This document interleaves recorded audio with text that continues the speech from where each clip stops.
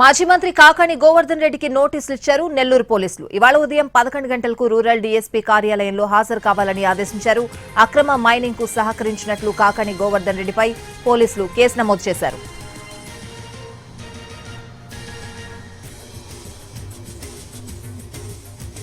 నెల్లూరు జిల్లాలోని పొదలకూరు మండలం తాటిపర్తి గ్రామ సమీపంలో రుస్తోం మైన్స్ లో గత ప్రభుత్వ హయాంలో క్వాడ్స్ అక్రమ రవాణా జరిగిందనే ఆరోపణలున్నాయి. రుస్తోం మైన్స్ ను గతంలో ఒకరికి లీజుకివ్వగా ఆ లీజు గడువు ముగిసిపోవడంతో సర్వేపల్లికి చెందిన వైసీపీ నాయకులు ఇక్కడ అక్రమ మైనింగ్ చేశారనే ఆరోపణలొచ్చాయి. దీనికి సంబంధించి ఇటీవల పొదలకూరు పోలీస్ స్టేషన్లో కేసు నమోదైంది. ఈ కేసులో ఇప్పటికే ఇద్దరిని అరెస్ట్ చేసి రిమాండ్కు పంపారు. తాజాగా కాకాణి గోవర్ధన్ రెడ్డిని A4 గా చేర్చడంతో పాటు మరో 7గురిపైన ఎఫ్ఐఆర్ నమోదు చేశారు పోలీసులు.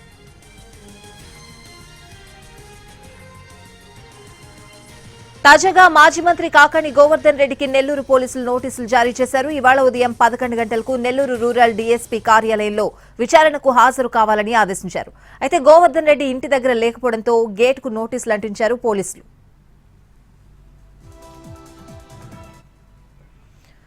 అక్రమ మైనింగ్ కేసు నిమిత్తం నోటీసులు ఇవ్వడానికి కాకాణి ఇంటికి వచ్చామని పోలీసులు తెలిపారు. ఫోన్లో చేస్తే స్విచ్ ఆఫ్ వస్తున్నాయని ఎస్ఐ హనీఫ్ అన్నారు. నోటీసుల ప్రకారం ఇవాళ ఉదయం నెల్లూరు రూరల్ డీఎస్పీ ఆఫీసులో కాకాణి గోవర్ధన్ రెడ్డి విచారణకు హాజరు కావాల్సిందని చెప్తున్నారు.